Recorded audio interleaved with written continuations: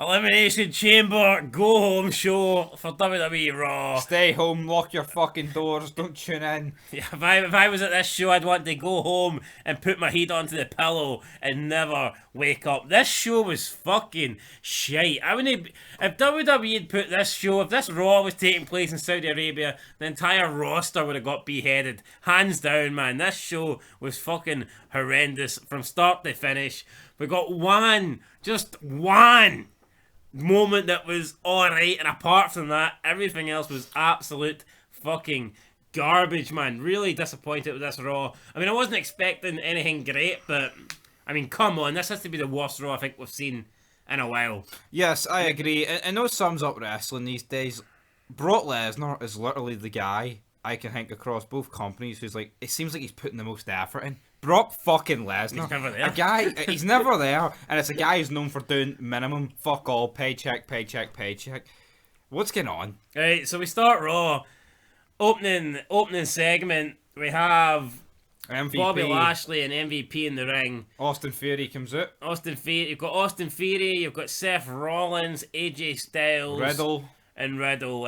Austin Theory talks about his skills that are going to win him the chamber. Seth Rollins is mechanically laughing. We've got Riddle, hey bro.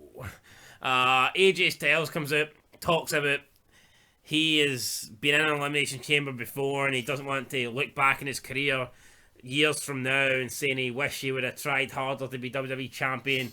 I mean, it's all just empty threats, empty promises. Oh, I'm going to win the elimination. No, I'm going to win. Should he ever come out and say try harder? Surely you should be trying your hardest, especially in those title matches. Surely it was like, I wasn't good enough on the night. Yeah, he's kind of like burying himself. Awful. And then Bobby Lashley grabs the mic, and we think Bobby Lashley's about to bury his opponents, and he just buries himself. This was fucking. No, I'm not saying Bobby Lashley is like the greatest mic guy in the world, but this has to be the worst Bobby Lashley promo I've ever heard. I mean, Jesus Christ, Keith Lee would have been proud of this. No, I think happened. He got reminded the 2006 Chamber match that he won, and his arse fucking collapsed. Was it PTSD? Yeah, PTSD, that's it. From the worst pay-per-view. Yo, people say it's the worst pay-per-view of all time. It's probably what it's been ages since. Within this Saturday. It's been ages since I've seen a better pay-per-view than the ECW December to December. Yeah, he starts stuttering, he starts going, I've got so many, Brock Lesnar. And then, like, basically, yeah. He was like, fucking, he was like stuttering and just stopping and like looking at people with a blank expression in his face. It was like, what the fuck? Even Styles fucked up when he came out. It was just a mess. Yeah, it was garbage, man. We had absolutely nothing here. And then, down, Brock Lesnar comes out to save the show, gets in the ring. He used, like, what do you call those wee things that, like, you come out, you know, that like they're kind of in the hallway and you like a rack or something and you hang your clothes on it. Aye. You know, like, you hang your hat and your jacket. He comes in and he uses Austin Theory as like a hanging rack just to put his cowboy hat on and his fucking clothes rack or whatever, just to put his cowboy hat on and his jacket on. And I mean, that was pretty funny. Austin Theory then jumps on Lesnar's back, but Lesnar just gets him off in like less than a second. Kills him. Everyone else leaves the ring. Riddle just fucking hops over the top rope straight to the floor. I guess nobody wanted a piece of Brock Lesnar. Brock Lesnar hits a couple of German suplexes, hits an F5 while everyone makes their way to the back, and then he takes a selfie, a pretty funny selfie with Austin Theory. I guess that's all we really know Austin Theory for. Getting selfies and stuff like that. And that's it. That's your opening segment. And how's this gonna go down? Is Brock gonna win? Because I can't see him losing again. And if Reigns costs him again, he looks like a pillock. Like, is it too much to ask since Austin Theory and McMahon have been, best buddies lately? Why didn't McMahon, why didn't we see Austin Theory backstage later with McMahon and McMahon's going, "You son of a bitch, you need to show Lesnar some ruthless aggression." And McMahon books a match, main event, Brock Lesnar versus Austin Theory. I'm not expecting it to go over a minute, but fuck, at least it'd be interesting. Like Bobby Lashley said last week, when was the last time Brock Lesnar even competed on Raw? It's been about No, it's been about 20 years actually, yeah. I think they teased a match with Heath Slater like about 6 years ago and never happened. I mean, why not? Why? I mean, you've got McMahon. Surely you could have had McMahon like get face to face with, well, maybe not face to face with Lesnar since he looks like a dead corpse. But I mean, you could have had. But everything's perfect. But surely you could have had something here. You know? Yeah, and we didn't. We got the squad out of fuck all. And if you want to talk about the squad, Oh, McMahon says did McMahon not come out and say about Sonya Deville he doesn't like bullies? Why does McMahon come out and fucking McMahon confronts Lesnar backstage? I don't like bullies, even though I bullied everybody back in the day. And he puts Brock Lesnar first in the chamber. Give us something, fucking anything. But we get nothing. We're done. Literally everyone in this segment was a one and done. The people that mattered. But like, anyway, right, let's just move on to the next segment. If you want to talk about people that mattered, right, you shut your mouth and we talk about Tommaso Ciampa and Dolph Ziggler. Next. Yeah, next. Right, so next segment after that we had Alpha Academy. Woo! Anyway, right, quick recap. NXT, Dolph Ziggler's appeared on it. No, I'm not talking about Dolph Ziggler. Fuck him. No, I am. Right, anyway, quick, I'll give it a 10-second recap. Dolph Ziggler appears in NXT. Big Shot, former WWE champion, gets buried on Raw. Ciampa sits there like a windy liquor, sounding like the white Keith Lee. But we move on, because, yeah, the Street Profits beat Ziggler and Rude. But yes, next up we have the Alpha Academy destroying Riddle's RK Broga party. First of all, what's a Broga party? Seriously, if someone can explain it to me. They're all dressed like Egyptians. Why? I do not know. We've got Queen Selena backstage with her fucking queen crown on. It's like, just get rid of that shit. You look like an absolute mong. It's a party backstage for fucking jobbers.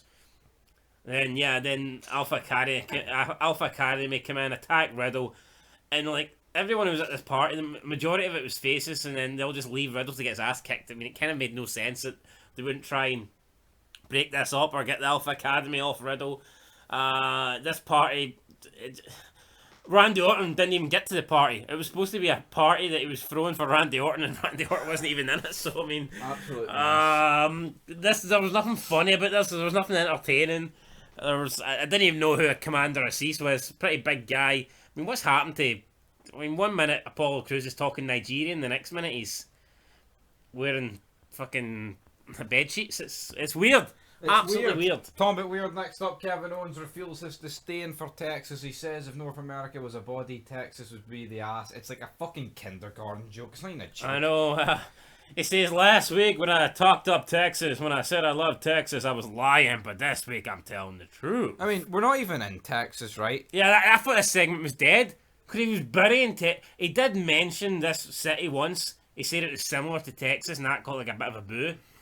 But he's burying Texas, right? And for all we know, the place that they're in the night don't like Texas either. Or they have no feelings towards Texas. Do you want to say Texas? Who's watching this from Texas and gives a fuck? Oh, howdy, partner. I mean, it's just dead. I mean, apparently this is a hype up him and Austin match that's just not going to happen, but yeah. Stunner versus Stunner. He basically says he's not. No, hold on. Think of all the great stuff Austin done in his career. WrestleMania 17. The Rock versus Austin. I mean, WWE Championship on the line. Austin's wife managing The Rock. You've got Vince McMahon involved. And then it goes from that to... This? Oh, you've got a stunner. I stole a stunner. Let's meet in the middle. It's like that figure that Tommy... Was it Stevie Richards or Tommy Dreamer says? The guy came up to him backstage. You wear black tights. You wear black tights. Let's make a tag team. I mean, what the fuck? Seriously, man? Awful. Pish. And then he's like, I'm not in the chamber, so I'm not going to be at Mania. Yeah, he thinks because he's not in the chamber, that means he's not going to go to WrestleMania. So I guess that means only one participant from the 6 people in the chamber match will be going to Mania. Where's his logic in that? Now, if he said, I won't be going to Mania as the champion, then fair enough. But he's making it that he's going to be off Mania altogether. But no, it gets me. It's like... They're getting Austin back for a guy who's been jobbing out recently against like Damian Priest and shit. I bet my fucking life they're not getting Austin back. I am willing to bet my life they're not getting Austin back. So am I. Like, see if Austin doesn't appear on Saturday, he won't be coming back. If Austin's coming back, he's sold it for the blood money to make an appeal. And if Austin was coming back, right, he'd be announced. Because WWE are desperate, right? They would not be going to Saudi without announcing Stone Cold Steve Austin. Exactly. He ain't coming back. They'll probably have someone for Cody Rhodes, maybe. Yeah, maybe Cody Rhodes is going to take on Kevin Owens, but it certainly won't be Stone Cold Steve. Where's Cody from? Is he from Texas? I don't know where he's from, but He has the Texas state on his neck, doesn't he? there you go, aye. Is it? I don't know what it is. Or is it It's a shite-looking tattoo, regardless. Anyway, talking about shite. But let's be real. Look at the big matches Austin's not done at Mania. Brock Lesnar turned down CM Punk in 2012, Hogan. 2011. Turned down Hogan. You think he's going to come back now? Cena? You could get Austin Goldberg. I highly doubt Austin sat in his ass for years, and he's like, Brock, nah. Goldberg, nah. Cena, nah. Punk, nah. Kevin Owens, he's the man. I'm taking it. I mean, if they were going to do Stunner versus Stunner, they would have done Austin versus Cena when Cena was doing the springboard Stunner, looking like an absolute gimp. But they didn't. And anyway. Talking about gimps, Damian Priest, AJ Styles, United States Championship match. Priest beats a guy who's challenging for the world title on Saturday. Damian Priest lost clean in his last 2 matches. So, obviously, he beats AJ Styles, who's competing in the chamber match tonight, clean. Makes perfect sense. Surely, Damian Priest should be in the chamber match because he just pinned AJ. I mean, if AJ can't beat the United States champion, what chance has he got of going into the Elimination Chamber and beating the WWE champion with Brock Lesnar in the match? Fucking no chance. Like, why does this match even have to happen? I said in my preview I was convinced that this would have been a heel turn tonight for Damian Priest, but we didn't get it. Yes, exactly. Next up with Alexa Bliss deciding to enter the Elimination Chamber match. And this is where I'm just going to apply the brakes here, right? So we've got 2 segments before it. Kevin Owens moaning about how he can't get in the chamber. Oh, we had qualifiers, Kevin. You couldn't get in. But you beat someone who was in, but you're still not in. Exactly. And next up, we've got someone just deciding. Adds himself to the match. But yet Dave Meltzer says Vince thinks this show's perfect. Dave, go fuck yourself. But yeah, the gist of this 4 minutes 25 seconds of my life I'm not getting back. Basically 3 hours of my life not getting back watching this piss. Basically the doctor just gave her a doll that looked like Lily, a replica, some fucking fluff, and said, oh, here's Lily. And then she's like, oh, Saturday, Elimination Chamber. I'll be there. Be there, be square.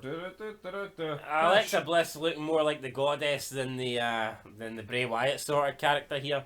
Don't know if that's anything to go by.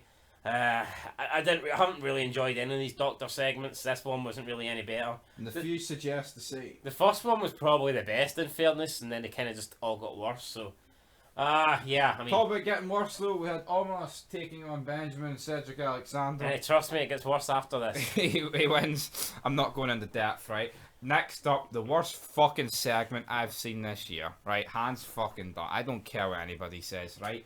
So, with Reggie and Dana Brooke having a Valentine's Day meal, right? We pan to the background. We've got Tozawa and Tamina. Let's just ignore the fact we've got cameras in the restaurant, which would just automatically blow their cover. But this belt is essentially a hide and seek championship because the only move they fucking do is a roll up. Now, why? Well, the cameras doesn't really bother me because you've got to suspend your disbelief. Like, no, that's what I'm saying, though, right? But that's why I said put that to one side. But realistically, you could factor that in, right? But this belt is. But you could argue, and we're watching Raw. You could argue why is the cameras filming Eddie Guerrero and Austin in a bar? Why is the cameras filming Austin and Booker T in a supermarket? Because Austin's Austin. This is fucking Reggie and Dana Brooke on a fucking Valentine's Day meal. The cameras want to follow Austin. No one wants to follow this shit, brother. Price check on a jackass. But anyway, right, we've got Tamina. We've got Tamina and fucking Tozawa hiding. But why? But why not just go up and attack them? Element of surprise. Why are they sitting in the back waiting for the cover to be blown? And you know what's going to fucking happen? Dana Brooke and Reggie are sitting there. They don't see them. They're not expecting them. Why not just go up, bang, pin, good night? No, we'll sit in the background. While R-Truth goes up. And blows our fucking cover. As soon as they see R-Truth, they're going to suspect that we are somewhere nearby because these 5 people have been involved in some of the worst segments over the past couple of months. Yeah, so they run when you see one, it's like flies to shite. You know what I mean? You see one, you see them all.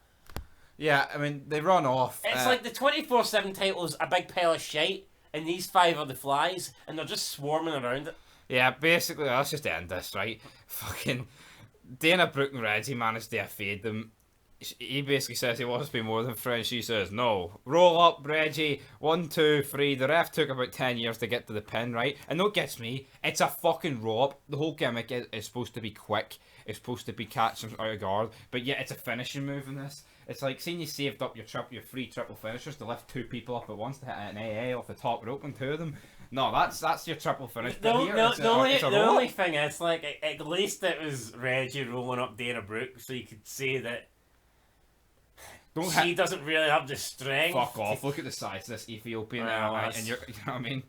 Yeah, I know, but would it not be a bit worse if it was like Taka Michinoku rolling up the Big Show, and he had to wait 10 seconds on the referee coming, and Big Show's just laying there. Oh, I can't kick out. I don't have the lower leg strength to get this wee Japanese dude off me.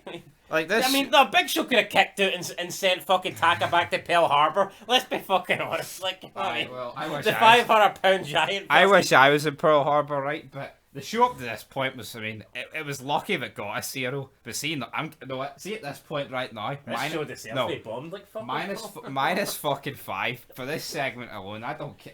This is the worst thing I've seen. Worse than anything on AEW. Like, see with Nikki Ash and Ripley, that promo. Like, it's just a promo. Right, so it's not. Yes, it was bad, but this, everything. No, yeah. Oh God. Oh fuck. Talk about your minuses. With Becky Lynch and Lita, take it away, fat man. Take it away, Penny. For me, Becky Lynch, one of the worst promo people in wrestling today. There's this fake myth that she is like a great talker. She's one of the best. She's not. She always looks nervous in my opinion. She overacts and just nothing is good about Becky Lynch. She does this weird thing where like every time she's speaking, she like you can hear like her tongue like smacking about on her lips, and I've read that's like a sign of nervousness and like not being oh, let me tell you something later. You know, like it's like it's fucking. Let me just eat my golden syrup. It's like she's fucking shut herself. Chewing on a potato or something. Lita, you think you can take my women's title at the Elimination Chamber, lassie? Well, I grew up watching you, Lita. I don't want to fight you. She's pure freaking out as if she's taking a fit or something, man. Lita. Epileptic fit. She's like pure shaking. Then Lita. Oh, I can't. You're my idol, Lita. I can't face you. Don't make me do it, Lita. I'll go after your neck. No need to fear though. Becky Lynch in the middle of a 500-day title. Oh wait, no. I wish someone would go after my neck and just snap it, because I can't watch this shit anymore. But yeah, Lita says that she's going to end her 500-day title reign is going to end at the Chamber. Lita here obviously didn't go to school. Or at least she avoided the maths class, that's for sure. I don't know. Fucking hell. 500 days. I thought they would have added that out of the promo. I don't get it. And then what happens? Becky Lynch slaps her, or does Lita slap her? I mean, I think Becky Lynch has referred to the fact she never lost the championship. But your reign's over. It doesn't matter if you never lost it. Your reign is over. When you left and you relinquished the belt, your reign's done. Exactly. You can't just come back, win it back, and then add. That's not. Because then you could just count the whole fucking. Oh, I was off, but I never lost it. But yeah, and then we've got Adam Pearce dictating this, and it. Where's the star presence? Where's the guy that's going to ask the hard hitting questions, or just at least look good at them? Adam Pearce. It looks like you've walked into a Poundland IT store. And you need a new screensaver or something, and this prick's just came out. He looks like a guy he's recently divorced and he wants to kill himself. I'd say no thanks, mate, and go to a different store if this guy approached me. That's it, but no worry, guys. Right, the show's about to get better. We get a 1-hour women's gauntlet match. Gauntlet match, brother. You know what? Why have we got a women's elimination chamber match at the pay-per-view? I mean, that just takes away from the main event. Like, we're going to get Brock Lesnar inside a chamber for the first time ever, yet we're already going to see one chamber match. Like why? It doesn't make any fucking sense. Like, you wouldn't back in the day when the hell they say, oh, Mick Foley's putting his career on the line against Triple H, but before that, we've got fucking Val Phoenix taking on Funaki inside Hell in a Cell. I took it. Right, and I'm gonna fire in this. Ripley beats Ash, Ripley beats Liv Morgan, and then Ripley beats Doudrop, gets beat by Belair. Anything to add? Because I'm not going into depth there. It just didn't make any sense. I mean, Belair and Ripley are both faces. Ripley starts, gets to the end, and Belair wins. I mean, and not that Belair cheated, but it seems like a hollow victory. Surely, if they wanted Belair to win, then Doudrop in the second last gauntlet match should have beat Rhea Ripley. It just doesn't make fucking sense, you know. It makes Belair look weak, like she's capitalising on Rhea Ripley being, in the match for a long period of time. She can't help the draw or the randomisation of numbers, but it just doesn't look very good. Nope. But next up, the Alpha Academy. They came out, they accused the Mysterios of cheating. I mean, Chad Gable's not even that bad in the mic, guys. Shush! Shush! You're gonna learn. And then we have a tag match after the promo. We've got the Mysterios against the Alpha Academy. I tell you what, I mean, if this could have been a 3-hour Roy, Chad Gable just saying shush, it would have been better. I mean, you could have looked him saying shush. Miz and it would Maurice have been better. on commentary here. Miz gets involved. It kind of helps, kind of doesn't. Roll up. Dominic's pish. 1, 2, 3. The Alpha Academy win. I mean, I didn't think we could get much worse than Miz and Edge with Beth Phoenix. But then now we're Miz and Rey and Dominic. It's like, what the fuck? Still better than Beth Phoenix, but the point I get, where is Edge? Why is Edge not in the fucking chamber? You tell me. Anyway, main event time. Randy Orton versus Seth Rollins. Seth freaking Rollins. Why they feel the need to call him freaking, I don't know. Match is what it is. It's not bad. Alpha Academy come out, distract Orton. Riddle makes a save, attacks him from behind. Orton helps Riddle beat up the Alpha Academy on the ramp. Orton gets back in the ring, gets caught by a stomp. Rollins pins Orton, and that's it. Rollins wins the match, beats Orton, and Raw goes off the air with Rollins looking strong. And this show was anything but strong. This show was a disaster. One of the worst Raws I've ever fucking seen. Yeah. Well, that's not even being... Tell you what, see if Brock doesn't come out and does a funny self, I'm giving it a -5. I don't care. It just got worse. I feel like giving it a -5 with fucking that segment with this selfie. I'm going to give this a -2. So -3.5. This show was bad. This show was not good. 24/7, that segment, I think that is legit one of the worst segments I've ever seen. I mean, this show, there was a good hour and a half where everything was just fucking terrible. You had the 24/7 segment, you had the Lita Becky Lynch contract signing, you had the entire gauntlet match. There was a couple of other things in there that were just Kevin Owens. I mean, there was literally about an hour and a half, 2 hours of this show that was just straight up fucking dog shite. And I know it was on the Sci-Fi Channel, but even the Sci-Fi Channel doesn't deserve to view shite like this. So, aye. -3.5 is our rating. People say, oh, we're WWE fanboys. I mean, fuck me, this is... I mean, we say our least favourite show is AEW Dynamite. Well, I don't know if I've seen a Dynamite worse than this. And that's the bottom line, guys. -3.5. Will NXT be worse? No. No. It's 1 hour less, but there's fucking way more jobbers on it, though. We've had an hour and a half of absolute dog shite. So for that reason alone, even if the whole NXT's dog shite, it's not going to be as bad as this. Well, it's 2 hours. So it is, I thought it was an hour. And on that note, -3.5, leave your thoughts down below, and... Peace. I love a rainy night, down, and love a rainy night, and it makes me smile.